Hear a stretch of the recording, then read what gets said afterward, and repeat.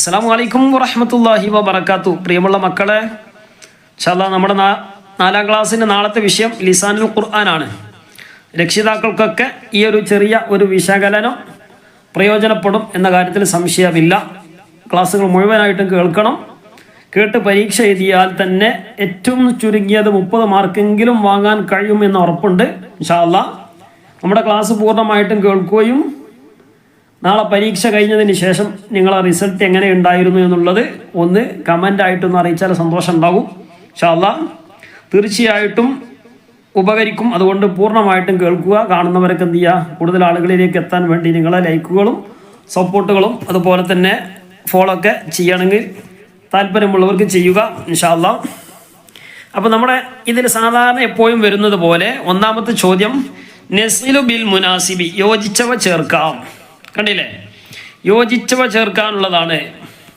ഇതിൽ അവിടെ ബോക്സിൽ കൊടുത്തിട്ടുണ്ട് ഇന്ദ ബൈന ഹു ഖബല ഹ.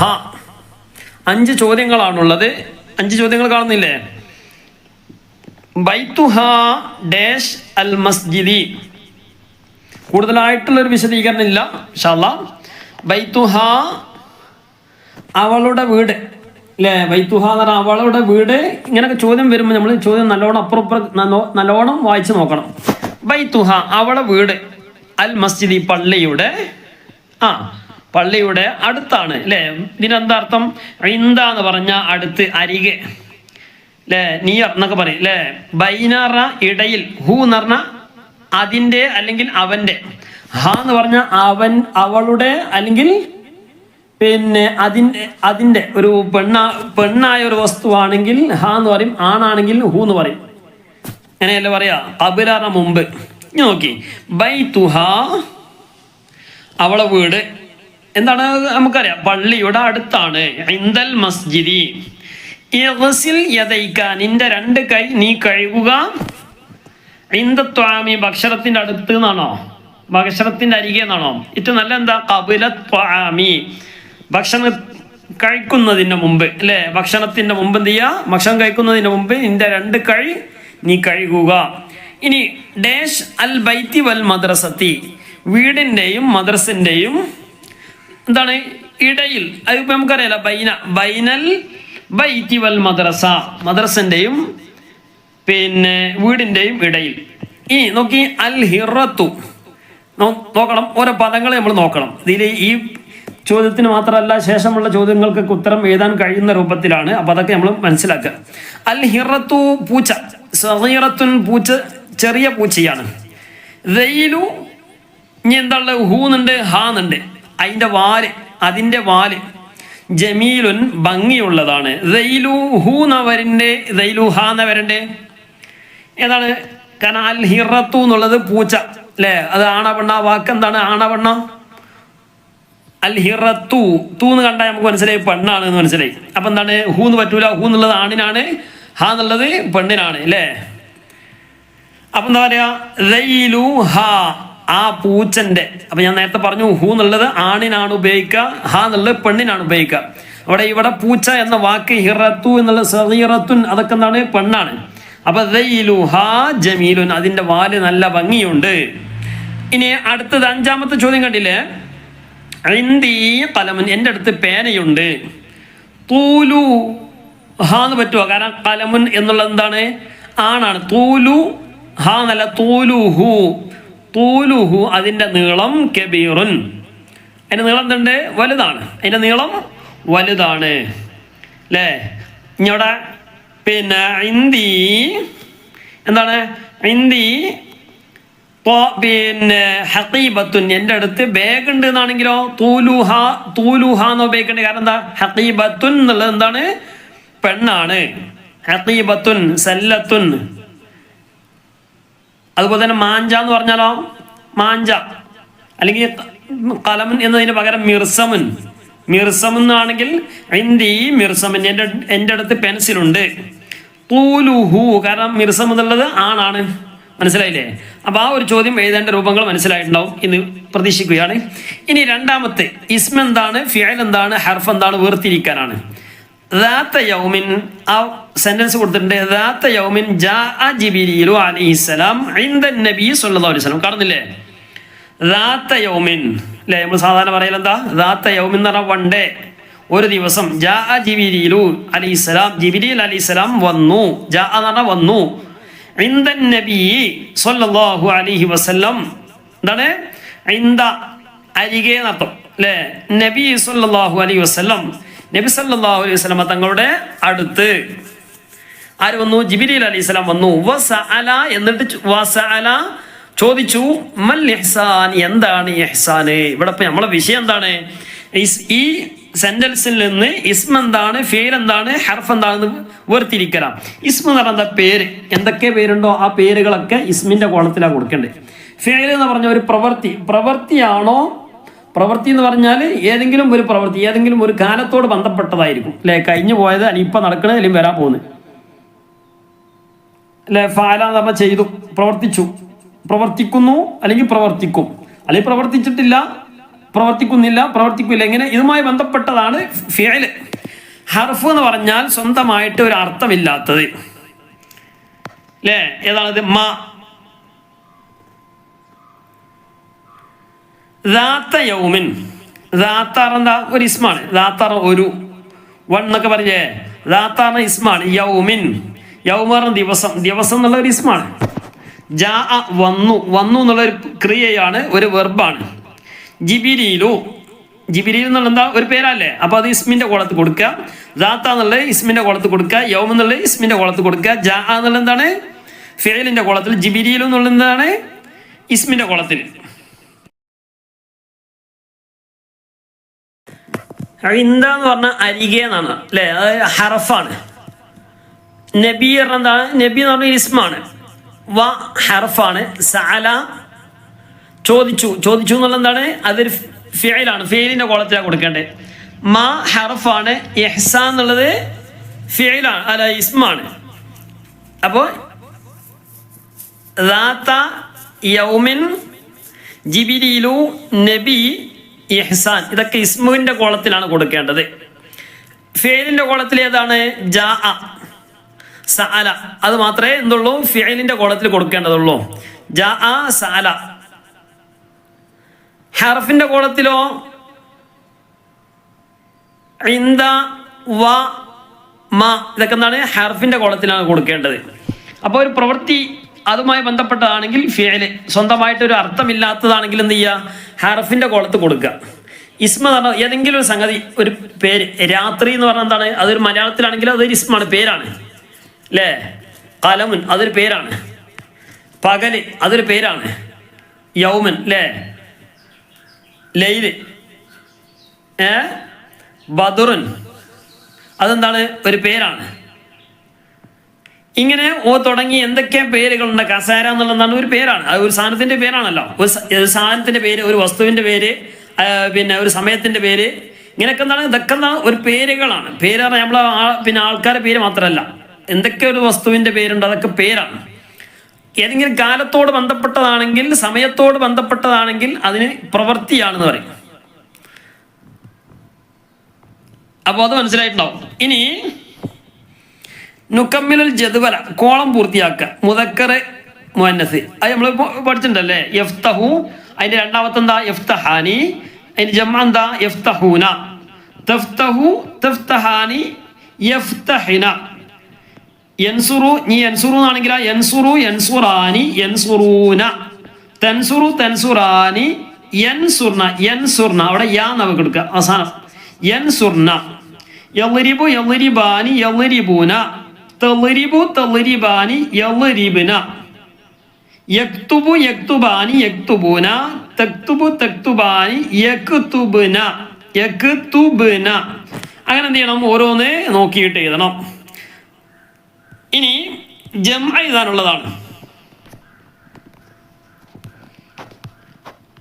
ആ 4 പദം കണ്ടില്ലേ അതിന്റെ ജംഅ എഴുതാൻ ജംഅ എന്താ ബഹുവചനം ഇത് ഏകവചനാണ് ഖഫസ് എന്ന് പറഞ്ഞ എന്താ അർത്ഥം കൂട് അതിന്റെ ബഹുവചനം എന്താ അഖ്ഫാസ് ഖഫസ് അല്ലെങ്കിൽ അഖ്ഫാസ് നന്നായി അർത്ഥം എഴുതാൻ പറഞ്ഞാലോ കൂട് നെയ്യണം അഖ്ഫാസ് എന്നാണെങ്കിൽ കൂടുകൾ അമ്രുൻ കാര്യം അല്ലെങ്കിൽ ഒരു കൽപ്പന അല്ലേ?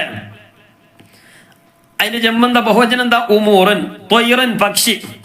പക്ഷി എന്നുള്ളതിന്റെ ബഹുവചനം എന്താ? തുയൂറൻ പക്ഷികൾ. കലമുൻ പേന, അഖ്ലാമുൻ പേനകൾ.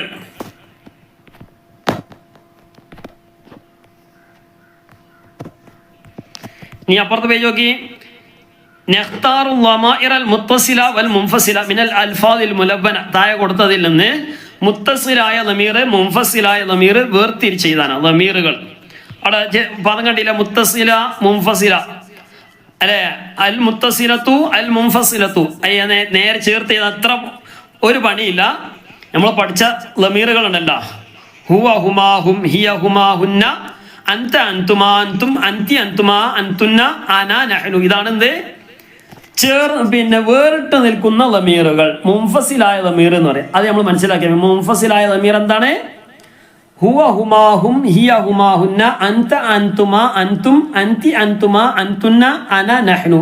ഇത് നോക്കിയിട്ട് ഇത് ഈ പറഞ്ഞത് ഏതെങ്കിലും അവിടെ കോളത്തിലുണ്ടെങ്കിൽ അത് എന്ത് ചെയ്യുക? മുൻഫസിലായ താഴെ കൊടുത്തതിൽ എന്ത് ചെയ്യുക? എഴുതി കൊടുക്കുക.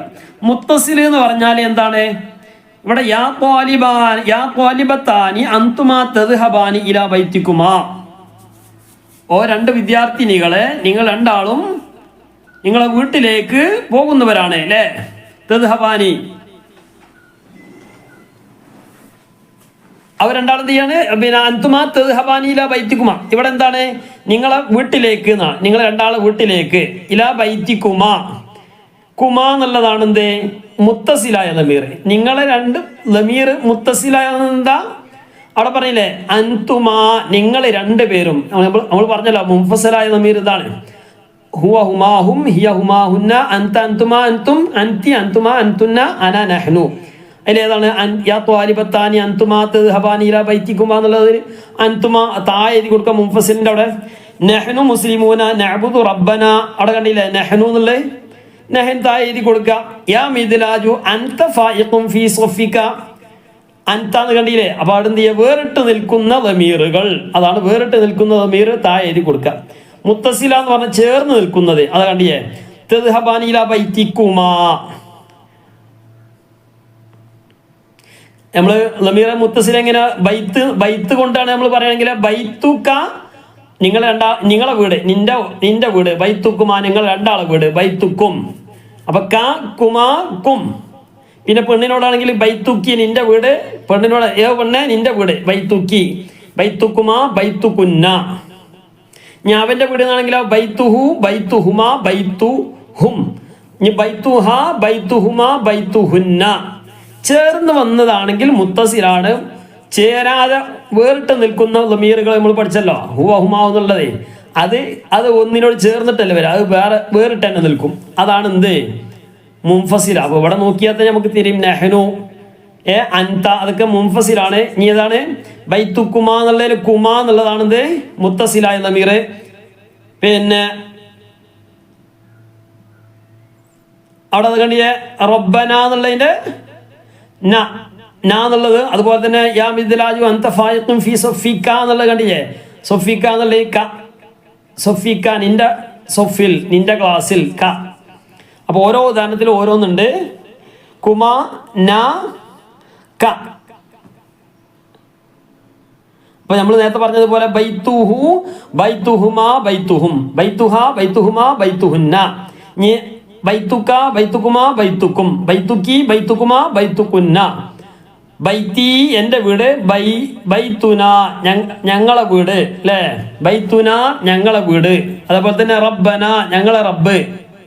റബ്ബി എന്റെ റബ്ബ്. ഇനി റബ്ബ് എന്നാണെങ്കിൽ വെച്ചുകൊണ്ട് പറയുകയാണെങ്കിലോ